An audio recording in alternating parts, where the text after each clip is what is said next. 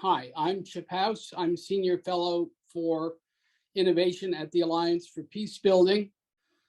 And I'm delighted that we're able to have a session with Stranger's Guide, which we will be doing over the next hour and a half. And for those of you who didn't read the fine print and only think this is going to be an hour, we will already be into the breakout group and discussion by then, and feel free to leave, because we will send you a summary of what happened that will also be my blog post for this week, which I'll get done by the end of the week. So as Senior Fellow for Innovation at the Alliance for Peacebuilding, a title I made up, by the way, I get to do essentially whatever I want. But if there were a job description, it would say my job is to find people from outside my field who are doing interesting work that our members could learn from, and in some cases adapt and adopt, or I guess adopt and adapt to our own needs. And so I've been doing this for about 15 years now. And the easiest and perhaps most important thing I've had to do was, as part of that job, was to get to know Stranger's Guide. I'll do the easy part first, because one of its co-founders, Abby Rapoport, who you just saw blushing, blushed because I have known her clan for ages. Her father, Ron, was one of the first people I met at Oberlin. And in fact, the first use of systems theory I ever did was a presentation that Ron and I did in a junior honors seminar. And later, Abby's grandfather, Bernard, became a mentor to me and many other progressives of that era. And so at my 50th Oberlin reunion, Ron was passing out copies of the Stranger's Guide magazine that Abby had just launched. And Ron had forgotten that I had met Abby when she was in junior high school at Search for Common Ground, where they came in as a family to see one of the projects that we were up to that her grandfather had helped support. And Ron thought it'd be neat for me to talk with Abby. And so I did. And the one-off discussion became a weekly discussion in which we tried to figure out how my world of peace builders could work with hers of journalists, people interested in the arts, and the like.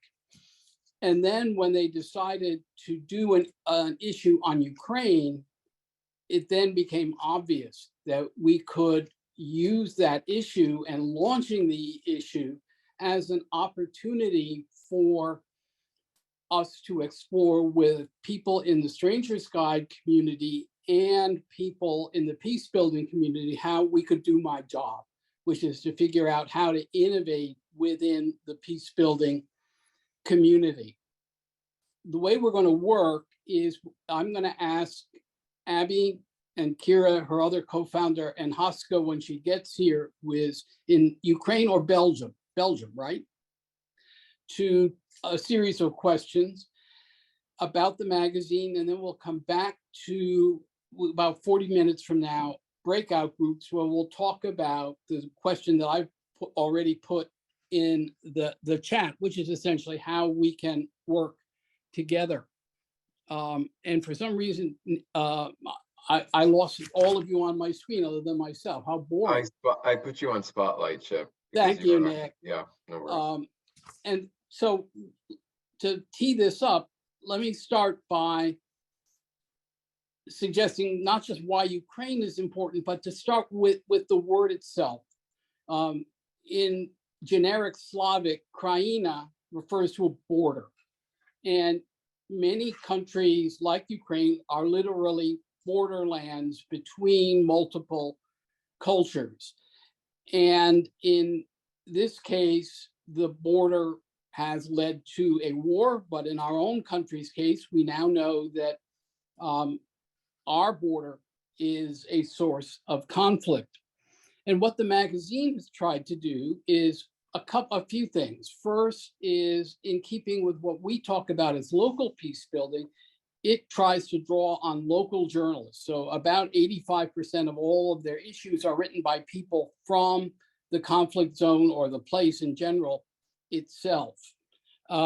Its content is aimed at what journalists call evergreen content that survives whether or not the topic of the moment disappears, but it also speaks to the issues of the day.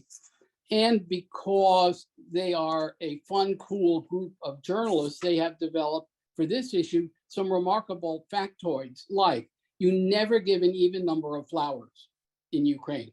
I don't know why. And Ukraine has the world's largest toilet bowl museum and the world's largest Easter egg painting museum. It has an active rave culture. And you can also learn about the Eurovision Song Contest, which if you've never lived in Europe, you should learn about because it is perhaps the worst example of pop culture in the world. So what I'm going to want to do now is to raise some questions with Abby, Kira, and Haska, starting with Abby. And Abby, if you could, this is really interesting. Nick, thank you for highlighting people. This is brilliant. No problem. You have a career as a TV producer ahead of you. Abby, so given the misinformation I've spread, what actually is Stranger's Guide, and why is it the perfect holiday present for professional peace builders who are slow in ordering gifts for the people on their list, whatever holiday they happen to be? Well, it's absolutely the perfect gift. If I leave you with nothing else, it's the perfect gift for all your loved ones. But a little bit more on it beyond its excellent gift status. So we started Stranger's Guide in 2018, and we really started work on it in 2017. And I think candidly, like it came out a lot of the sort of renewed America first politics that we were seeing all around us growing pretty rapidly. Kira, my co-founder, who you'll be hearing from momentarily, and I both have been journalists for a long time. And we began to kind of talk about a few key problems that we wanted to tackle. And the first one, which I mentioned, was, this growing sense of good countries and bad countries, of worthy cultures and people and unworthy cultures and people. That's always existed to some degree, but we were seeing that become more and more an expectation and a sort of increasingly loud part of the conversation. And we felt like that was something that journalists are uniquely positioned to talk about, because journalists are, I think, uniquely able to bring nuance and perspective that might not otherwise be there. So we were really interested in that. We also are aware, and both of us have lived abroad and spent quite a bit of time abroad, that journalists, non-US based journalists, had increasingly or decreasingly few opportunities to get in front of American audiences, that there were fewer and fewer outlets, there were fewer and fewer foreign bureaus, foreign journalists in their countries, meeting them and getting to hear from them, getting to hear their perspectives. And perhaps most significantly, when they did get in front of an American editor as a non-US journalist, you're often getting your piece to fit into the box that the editor already had in mind, right? So an editor has a certain idea of what a story is going to look like from Haiti, and a view of what a story is going to look like from Ireland. And if you're pitching, a piece on Haitian cultural arts, it's a whole lot harder to find a home for that kind of a piece.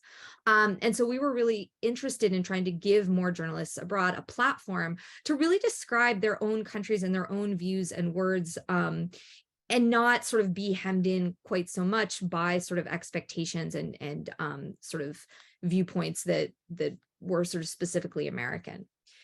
Finally, and then we wanted a magazine people would open and that people would spend time with and that they would enjoy.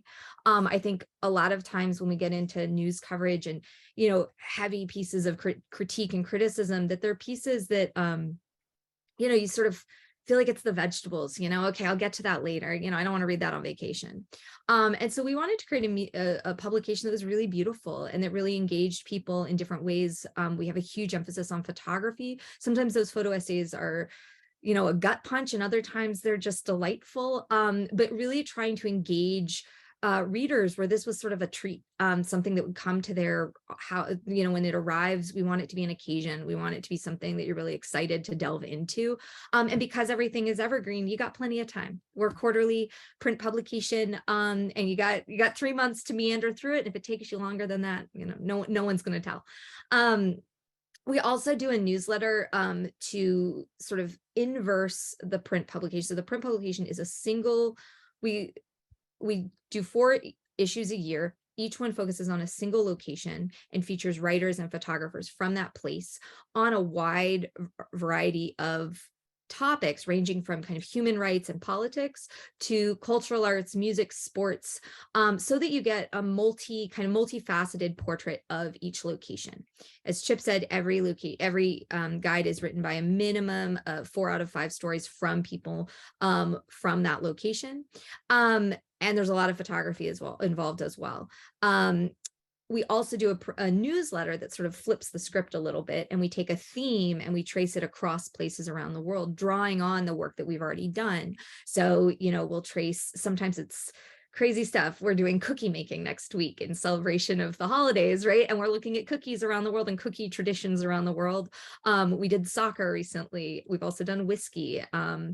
All sorts of different topics, but the idea is to look at how those topics are represented in different cultures, in different literatures, so on and so forth. At the end of the day, we were created to, decrease combat stereotypes, and to really build a sense of global citizenship, an idea that daily life around the world has implications for other people, how one person's experience of the world can inform another person's, and at a really basic level to try to build empathy. So I feel like I've gone on a while. I feel like this is my 4th child, so it's a huge part of my life, so I can talk about it forever. But hopefully that gives people a little bit of a sense of what we're trying to do and the difference we're trying to make. I'm going to ask you one more question, Abby, that isn't in what I sent you, but for those of you who have been in Zoom rooms with me over the last 3 years, there are pictures by Abby's daughters behind me that you can see on my wall, and I've been told I can't take them down. The other question I ask for you now, and we'll flip back to another one later, Abby, is, you've done this issue on Ukraine. What else have you done issues on that might be of interest to our community? Absolutely. And go ahead. Yeah, so every year we try to blend together places that are often on travel lists, places people, are thinking about, going for vacation, and places that are very unlikely to be on that list, right? So this year we've done Vietnam, we did Johannesburg, we did New Orleans, and we've done Ukraine. Last year, our lineup included Colombia, Scandinavia, California, and Tehran. So each of those lineups are you're looking at some really different dynamics around the world. But what I think is kind of neat is that often in places where we're used to only reading news that's quite negative, we celebrate a lot. And we try to give people from those writers and photographers from those countries an opportunity, not just to unpack and to critique, but also to celebrate and sort of share the joy of a variety of things from their home with others. And then similarly, we hear a lot about Scandinavia. It's often held up as sort of a, in particularly sort of American lefty circles as this sort of, aspirational place. Our Scandinavian guide talked a lot about refugee experiences in Scandinavia, talked a lot about how a welfare state can and can't really deal with multiculturalism with sort of a pluralistic democracy. So we really try to unpack each place and again, turn stereotypes on their head, turn cliches on their head. So whatever you think about a place, even a place you might know pretty well, odds are our goal is always that there's something in there that it just sort of comes out of left field for you. And you're still like, I never knew that. And speaking of things you didn't know and that are coming from out of left field, let me switch to Kira, who Nick will magically put on the screen. And Kira, you and Abby are both professional journalists who had long careers before you did Stranger's Guide. And I know that you did work in Ukraine before this issue. So what took you personally originally to Ukraine, and why this issue now, although that's probably obvious? but why Ukraine for you? Sure. Hi, everyone. It's really lovely to be here. Most of my work as a journalist was in Eastern Europe in the 90s and the early aughts. I was a journalist in the former Yugoslavia, in Moscow, and other parts of Eastern Europe. So that was always a place that meant a lot to me. So when Maidan happened in 2014, I was obviously drawn to Ukraine and interested in going there as a journalist, and I did that. So the last time I was there was actually 2017. There is a piece in this current issue that I wrote about my translator, the fixer that I worked with at the time, and what his life is like now. And I can get into that in a minute. I'd love to talk a little bit about Ukraine and why we chose that issue and what the pieces are in it that I feel like really hit on what it was and what the reason was. But the basic reason was, besides my interest as a journalist in that part of the world, we decided to do a Ukraine issue now. Obviously, everyone's doing, the world is looking at Ukraine. It is a huge international moment to think about.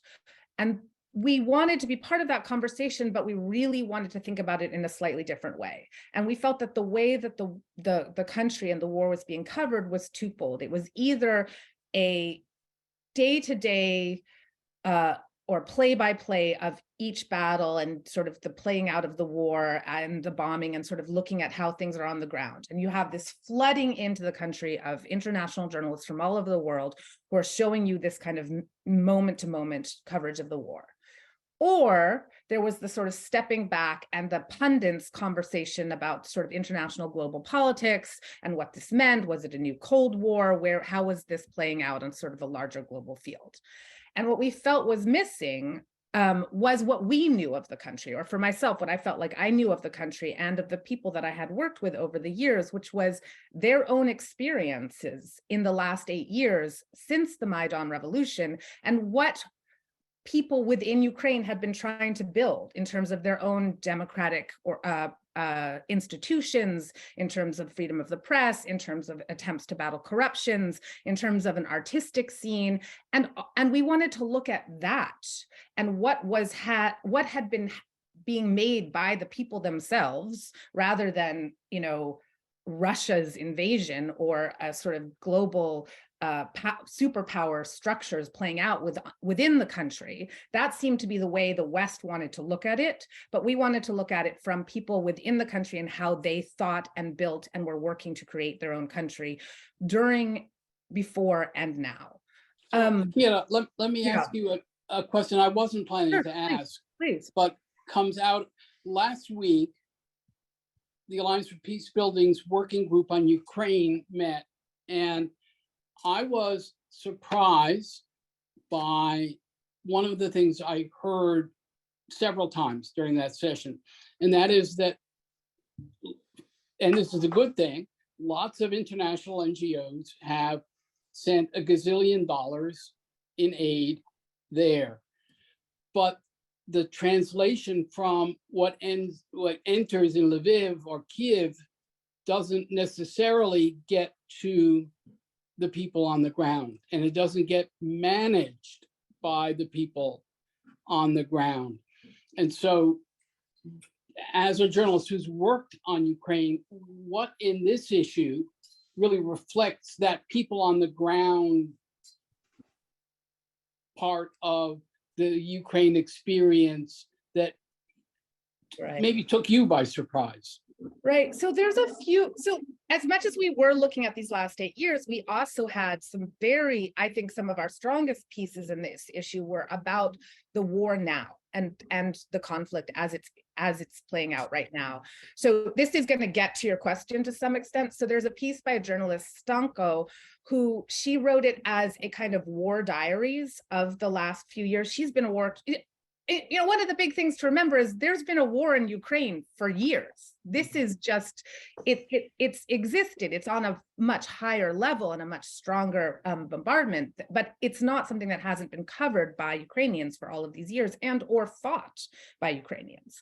So anyway, her piece was her war diaries, which were just a daily look at her own life during the last 7 or 8 months as she's been covering the war since it began in February. And it's to me, looking at that kind of like intimacy of people's actual daily lives and how a war plays out in them that she does beautifully. She's obviously a war correspondent, but the way she talked about it was simple things like going out to sushi in Kiev with her mother the day after her best friend had been killed, or holding the hand of a general as she's walking through what is an open shelling road, and her kind of weird fear of both death, but this kind of almost superstitious feeling that if she holds his hand, somehow she won't die. Like these like quiet moments of how war plays out, I think that she really hit on beautifully. Another example of that is a piece we have on women's prisons in Ukraine. So prison is a reoccurring theme in many of our issues of our that we cover in different places that we cover around the world. So we wanted to write something about the prison, and I had a friend, a photojournalist, Misha Friedman, who had been working on the women's prisons in Ukraine for honestly the last 7-10 years almost. And he introduced me to the warden of one of the prisons. What's interesting about the prisons in Ukraine is that women are allowed to keep their babies with them, sometimes up until kindergarten, which is very unusual for most parts of the world. There's only a handful of places where this is even a possibility. So we had a journalist write about the prison as it stands now, interview the warden, and how do you handle incarceration during a time of conflict? One of the things I thought was actually stunningly beautiful about that piece is the warden on the record openly said that as the war got closer to the prison, they literally considered just cutting the gate and pretending that they didn't notice everyone escaping. And they had to think about what to do with the children, whether to keep the children, where to take the children, all of those kinds of issues. The last piece, and then I'll sort of close with this one, is that the last piece I really feel hit on this is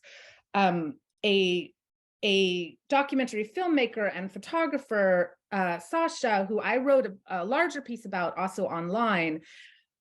He had been, a well-respected documentary filmmaker about Ukraine. He'd done a documentary on Maidan. He'd done things about the fishermen in the Ukrainian Delta, and he had gotten some international recognition.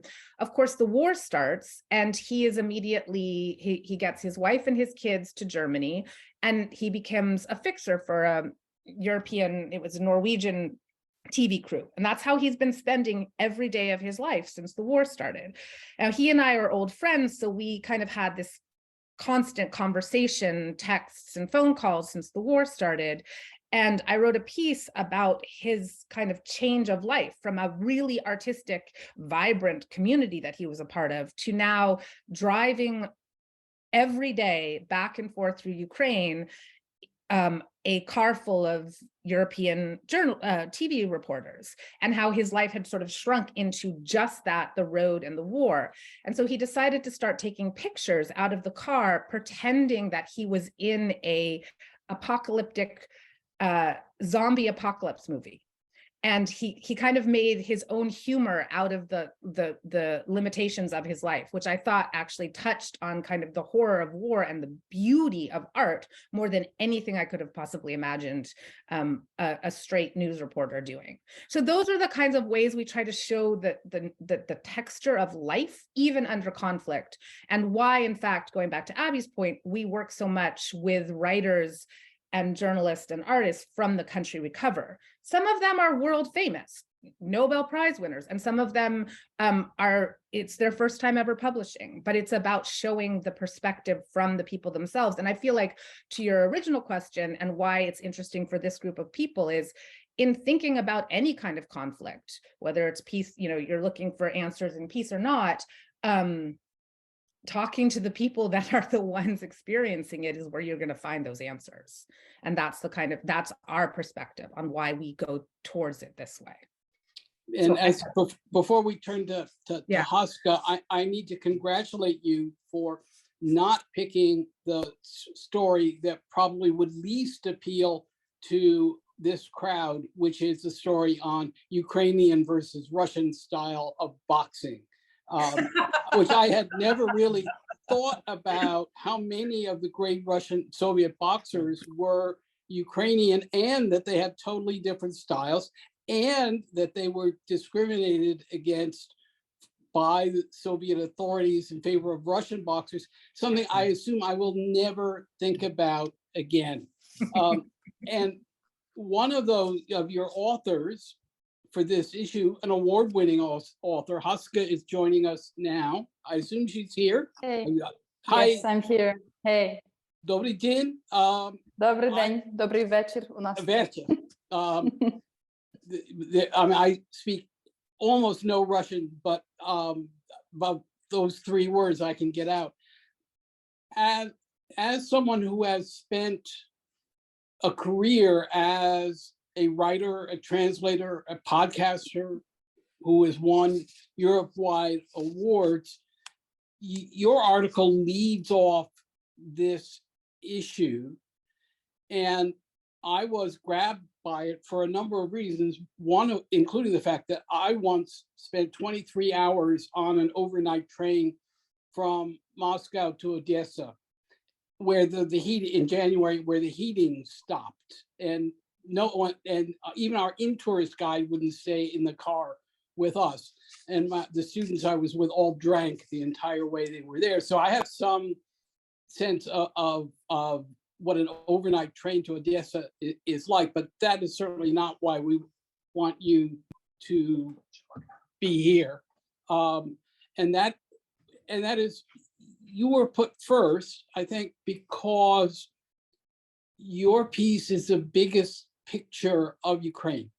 And you started by saying you assume that most of your readers will not have thought much about Ukraine before the invasion.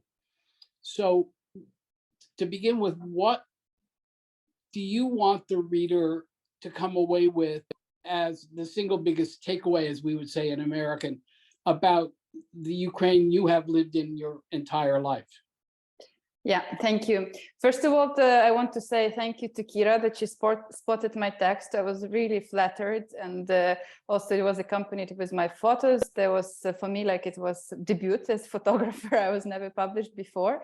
So this was also really nice because for me, photography, like street photography, was always some kind of noting what's happening around. And this text, it was written in back in 2019 at the part of anthology. It was called Ukrainian Histories and Stories by Ukrainian Intellectuals. So back then, I mean, I didn't feel that much of established author or like scholar or and I was invited to write in this collection where, like, you know, all the serious and adult people like write about serious stuff, like diving into history and analysis. And then I was like, okay, what do I do and how do I present it? And but then I really wanted to contribute. So and I decided to take this gaze, this look of actually outsider, of the traveler who comes to Ukraine, because also like between 2000, I mean, I grew up and lived all my life in Ukraine, but starting from 2008, I traveled really a lot worldwide. Yeah, because I felt like I want to see something else. And also I was quite active on platform that is called couchsurfing. So I had a lot of people staying at my home when I couldn't travel. And this is something that I really noticed, that, like, you know, for example, there was I think a Korean guy who came to Ukraine just to see a tunnel of love, which is in Lutsk, which I'd never been to till now. And a lot of my friends, foreigners, and like not necessarily people who came to Ukraine for work as journalists, but even just simple travelers, they usually went to some kind of awkward places. Like I would never like think about going to. Like another girl, she went to Chichelnik, which was the place of birth of Clarissa Lispector, but there is nothing there like reminding of her. It just like her family was passing by, and then accidentally she was born there, and then they immigrated to Brazil. Yeah. So that was, I thought like that's an interesting way to present it, because there are all these serious people who are going to tell like, you know, proper things about history, and they know more than me. And then I will choose like this way of telling the story. And actually, like since there was limited volume, I think I I picked the most easy fix, like, Lviv, the city where I grew up and lived all my life, then Kyiv, the capital, and Odessa, like place where you go to chill. But then, like, actually by ending up this, by finishing this piece, I felt like, oh, it could be so much more done. Like, a Mongolian guy who traveled 2 years around the world and then ended up in the mountains of Karpata in winter and all these kind of things. So I thought, I thought this was an important, an interesting look. And then I think with the invasion, so this text was written after the beginning of war in 2019, but when the like normality still felt like possible even for us in cities like Kyiv, like Lviv, like Odessa, you didn't feel the war at all. Like you just like lived your normal life. You went out. If you were not a war journalist or person like engaged in the army or like volunteering a lot, you just could forget about it. And the life was very dynamic, and like, new places opened, nightlife was boiling. So, and then I think when like now with the invasion, when everything like was put on standby, also to different extent in different corners of the country, obviously, still it became like this kind of like taste of lost paradise in some sense, something that we temporarily lost, and like obviously like it's going to recover, but it's never going to be the same again. So I think this is why it is important to have this way of understanding the country and feeling it from inside, but also with the outsider's gaze. So let me ask you one more question, which we'll use as a beginning to take us back to Kira and Abby, and then to our group's discussion. And that is, Stranger Skies is not written for peace builders. That's not its only audience, but here you have whatever number of people are in this room who all work for peace. What's the most important lesson you would like us to draw from your article or from the issue as a whole? And I'll ask Kira pretty much the same question. Well, I don't think there is a lesson that my article can teach, but obviously, like for us Ukrainians now, like any kind of talks of peace building and reconciliations are really not timely. So basically, we're really like careful with that. And it's not that my text taught us or anything. It's just like it's quite contrary. I think my text is this illustration of total break of hopes and illusions that that like, absolute evil doesn't exist, and that like atrocious and invasive wars are not possible in 21st century in Europe, at least. So for me, it's more like this contrast that like that something that like I don't know myself where is this mistake, what was done wrong in 21st century that this thing still became possible. And it's obvious that here like we cannot talk about peace building or peacekeeping because it's not a conflict of two sides, it's an invasive war. So like the only way out is to stop an aggressor, and this is something that none of us believed or thought is going to happen in their lifetimes. So yeah. Before I turn to Kira, let me throw something out that has really nothing to do with Ukraine, but has to do with the situation we find ourselves in the United States. And our community has always tried to find ways of bringing all sides together in a dispute. But there are times when that, I don't know if you use exactly this word, but that's not appropriate. In our country, we have not evil in the way you're having to deal with it, but we have overt racism, we have overt discrimination against people of color, against the gay, lesbian, and other communities. And our role under those circumstances is not to be neutral, it's to try to find ways of building bridges with the people who are open to other alternatives, that in which we have to make it clear that we stand on the side of the oppressed, and it's not an easy thing to do. So not just from your piece, but from many of them, I took away the sense that I need to rethink how I engage as a peace builder when I'm on one side of a conflict. And you know, if I were Ukraine and from Ukraine and part of my family came from there, I would be clearly on the same side that you're on. So let me switch it to Kira now. And as a journalist with an interest in that part of the world, what is your biggest takeaway from the issue, your issue, and on what my community could bring to it? A terrible sentence. Ooh, I mean, you know, this is the hardest question, right? When you're looking at a war, there's obvious, this is the simplest thing to say is there are no easy answers. In the case of Ukraine, when you have such an absolute aggressive move by Russia into Ukraine, it's impossible to think of it as a peacekeeping project, right? It's a defensive project. And I do believe that there are wars that are justified. And I do believe that there are aggressors and that there are people that have to protect their own rights, right? And that is very clear the sense that it is in Ukraine. How, though, do you make, not speaking of Ukraine in the particular right now, but in the larger picture of how international conflict works out, and even that in our own country, how do you make those judgment calls? How do you know when it's time to open up and when it's not? I do not think it is time to open up in Ukraine. That's not what I'm saying.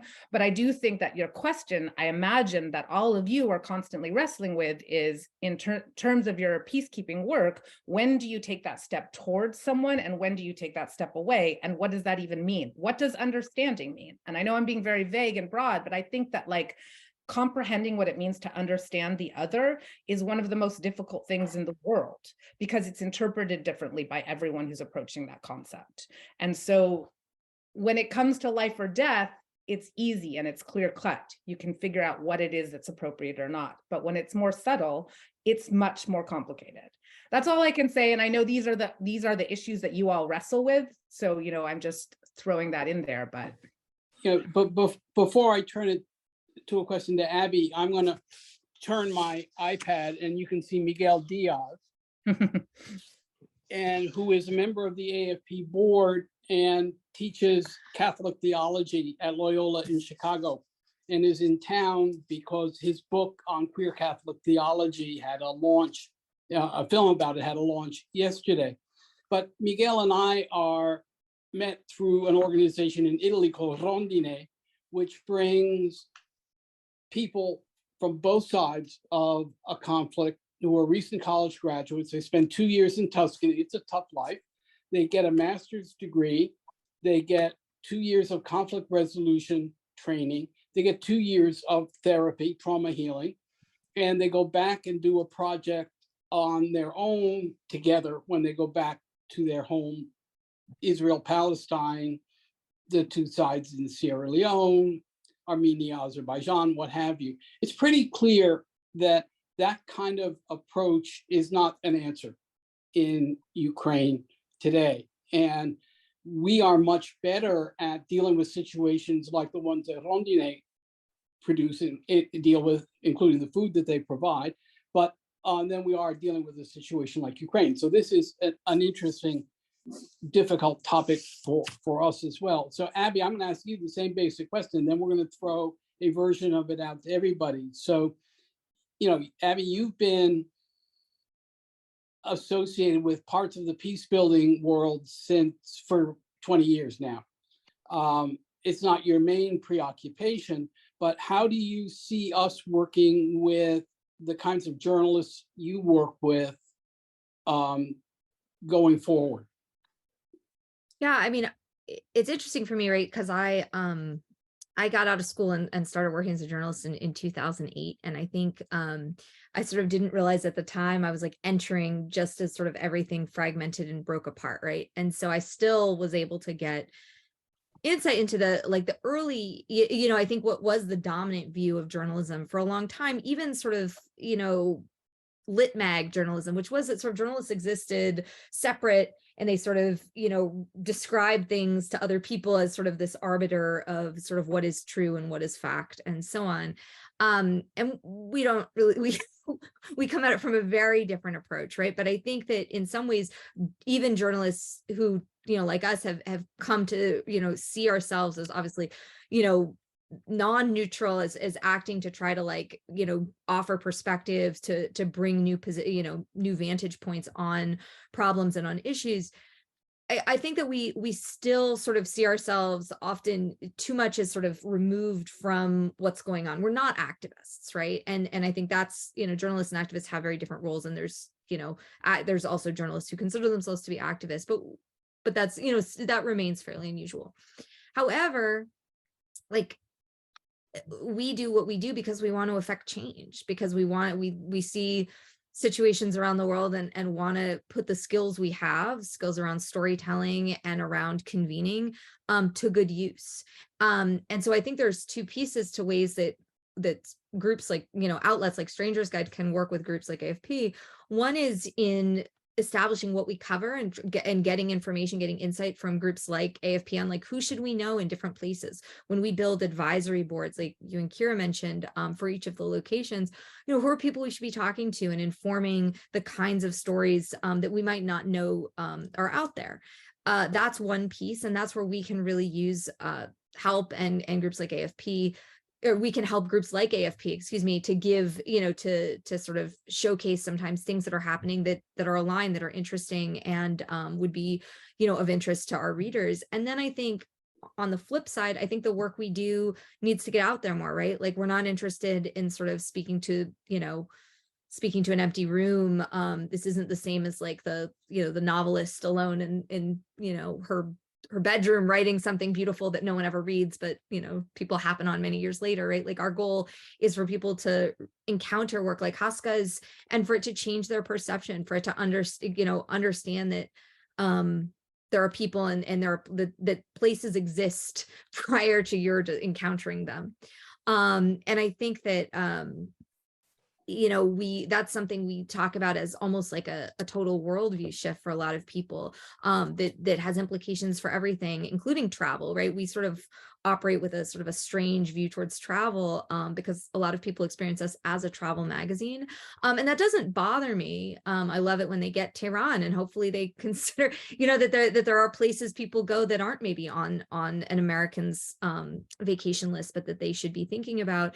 And also that whenever you encounter any location, there are people for whom that place is home, and theirs are the perspectives and experiences that should be at the heart of any understanding and any experience you're having, right? That it's not about you always, even though you can have a great time and you can learn great things. So I feel as though there's a push-pull that's really healthy, and it is a little bit of a shift from the ways that journalists have positioned themselves historically as sort of like, the word from on high. And I think that can hopefully be mutually beneficial. So I'm just reading now this note. Go ahead, read the note, and then I'll have another question for you before we go to the breakouts. I'd be curious. Actually, I'm gonna throw that question at Kira before I answer it, because I'd be curious to hear Kira's take on Dana's question in the chat. Kira, which I haven't seen. My iPad. So I'll read the question. So the question, yes. Are we comfortable with the idea that the main effect of SG for Ukraine might be to consolidate international support for Ukraine in the war?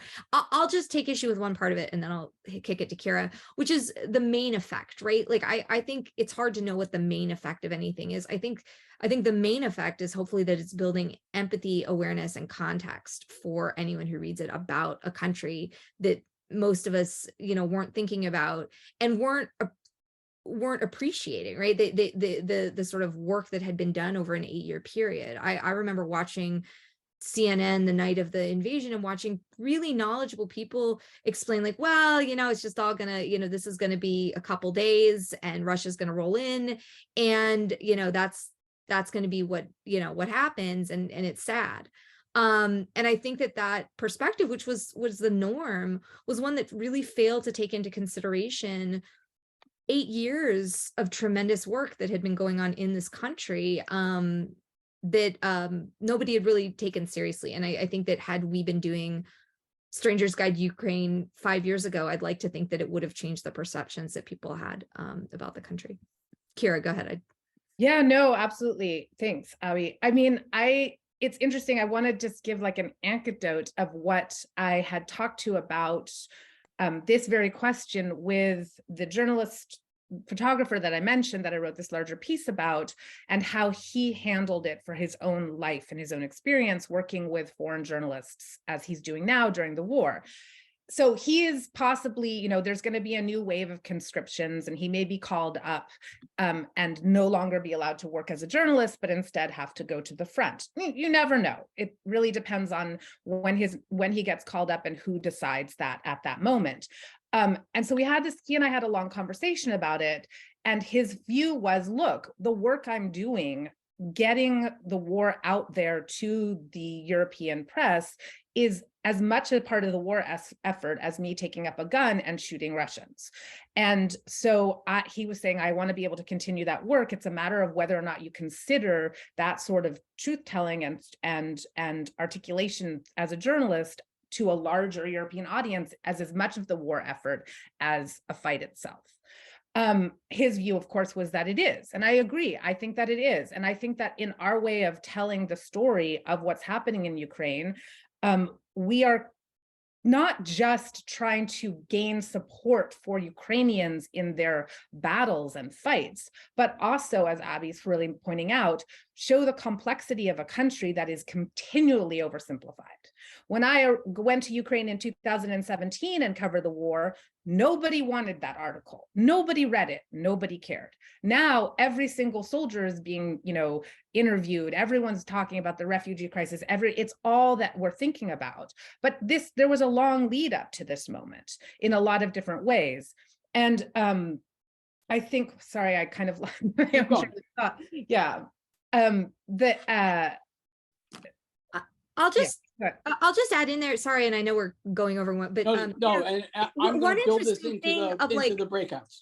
One flip version of this I think is interesting. So obviously Ukraine, we threw out our plan. We didn't mention this, but we had a different plan for the end of year when February and March happened, and we threw it out. We decided this was really important, and that we had an opportunity to do something that we felt like was special and meaningful. So we changed all our plans. What's interesting, we sort of say, what would it have been like if we'd done Ukraine 2 years ago, right? Well, there's an interesting flip to that, which is that we actually did a Tehran guide last year. And to me, that whole guide feels like life in a pressure cooker, life under a dome, right? It's a really powerful guide. It may be one of my favorites ever. I mean, Ukraine's up there too. They're all great. But Ukraine, the Tehran guide is heavily written by women writers. It offers a lot of just, it's really about daily life and what does daily life look like in Tehran right now.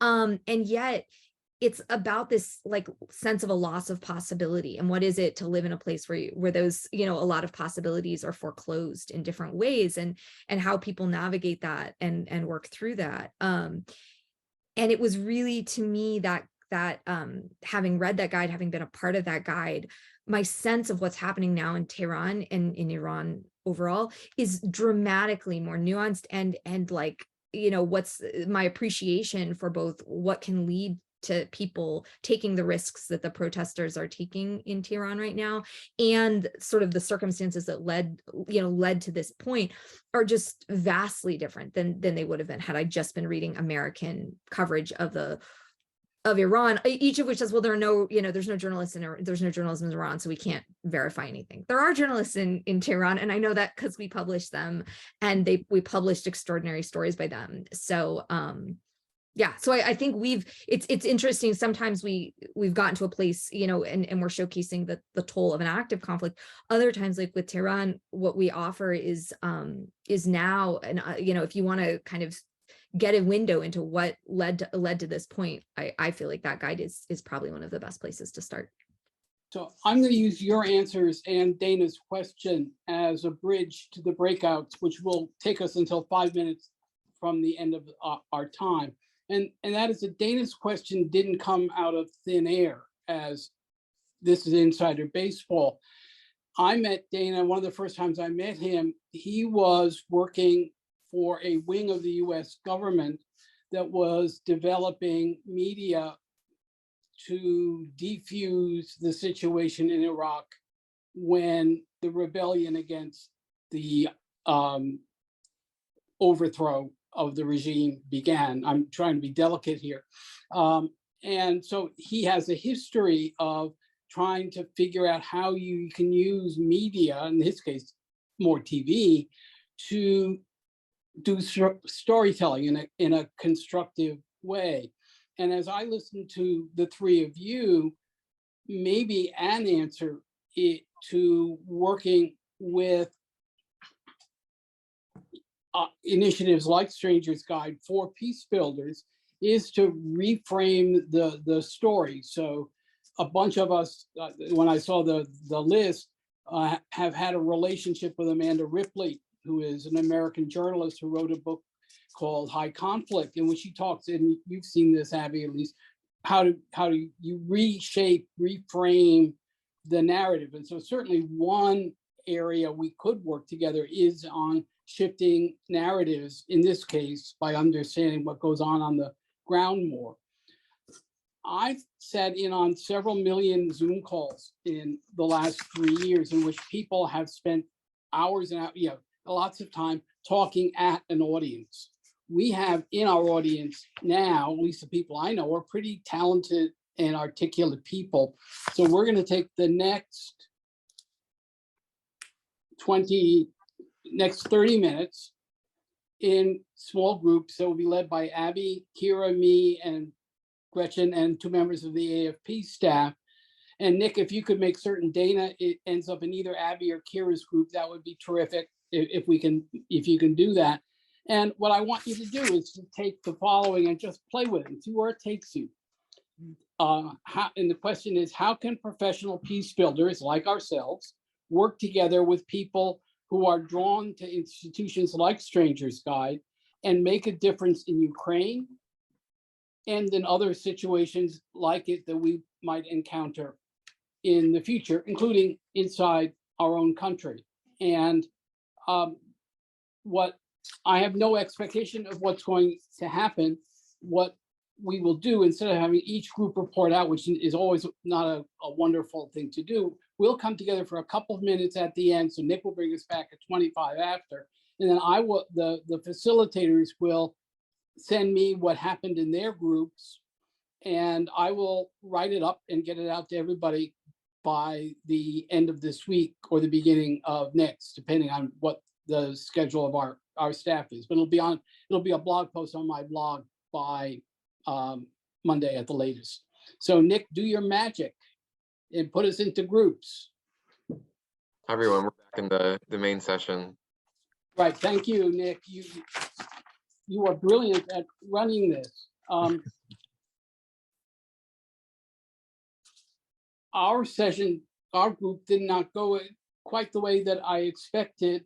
And we ended up talking about things that could be done, for example, with Rotary, because a bunch of the people in our group are engaged with Rotary, including Gretchen and me, with taking the Institute for Economics and Peace's 8 pillars of positive peace and applying them in a local community, but also then bringing in groups like Stranger's Guide to help us tell the stories of those communities better. So I was on a call with Al Jubitz, who is a leader in the Rotary peace efforts and a resident of Portland. And he talked about what would life be like if we could take in Portland using Rotary and get the 8 pillars of positive peace and try to implement them in that community. And we didn't talk about this, but if we had, I would have said, wouldn't it be helpful to have people like Stranger's Guide come in and help the people in your community tell the story? So I came away from this event amped by the possibilities, many of which I should have thought about before we began, but I hadn't. So let me turn it, before we let everyone go away, to sunny Washington as it is now. Let Abby, Kira, and Haska give us a last sentence or two, and then I will close it. Abby, you're closer on my screen. I mean, we had an amazing group. I think it was wonderful to talk through some of the ideas, some of the ways that we could be working together. And we talked a little bit about partnering. I think one thing that came up that was surprising is that with Strangers Guide, we also really try to highlight a lot of work happening, including small businesses in different parts of the world. We actually have a program where you can get boxes of internationally sourced items. And in all of those cases, we're always looking for partners that we want to support, that we want to showcase. So I think there's a lot of really exciting ways to work together. We've also been brought in, we do custom work all the time, and are always looking for ways to kind of apply our model of just, telling the stories of a community in communities that are working through different issues. And so that's something we're always looking to do. I'm going to put my email in the chat, and if anyone does want to get in touch and continue any of those conversations, we would really welcome it. But really appreciate the time today and the opportunity to tell you all a little bit more about our work. Before I turn it to Kira, there are multiple ways of subscribing to Strangers Guide. You can just be a subscriber, but you can also join the Fellow Travelers Club, which I think is a couple $100, $300 a year. But in our most recent package, we got some toothpaste and cards. You got all sorts of cool stuff. Yeah, all sorts of cool swag that you would not get in a conventional travel situation. Kira. Hi, this has been a fantastic conversation. I really enjoyed this whole event, and especially our breakout group, which was really wonderful, because we decided to think about it in terms, or it just kind of naturally developed to thinking about it in terms of what is happening in Russia and how that's actually what needs to be looked at and thought about in terms of solving this conflict, not so much just looking at what's happening in Ukraine itself. So I really appreciated that conversation, and I appreciate this whole opportunity. Thank you very much.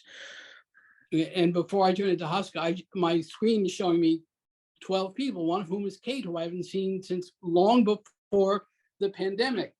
Hi, Haska. Is she still here? Yeah, you are. Is she still here? Maybe not. All right, so let me, okay, so as I promised one thing, and I'm going to add a second. As I promised, I will get a blog post / email on this event out to you all by the end of the week.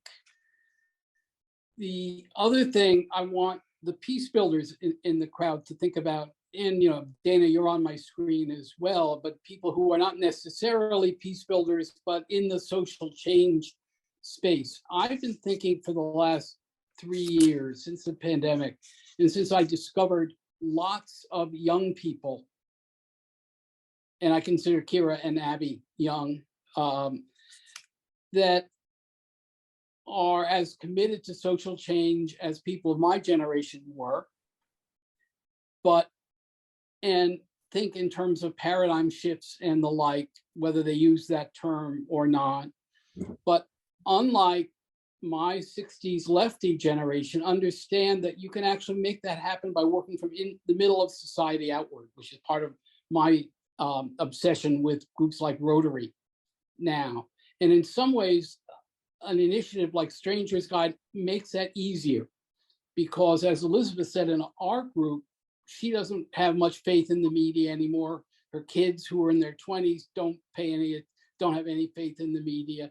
But if we could create new media that talk to the values, the interests of people on the ground, whether the ground is Austin, Texas, where Abby is, or Kiev in Ukraine, then we may be getting somewhere. So I've been talking about a pivot in which we peace builders stop obsessing about peace building per se as our primary goal, but rather build coalitions with people who work on other issues first and help them.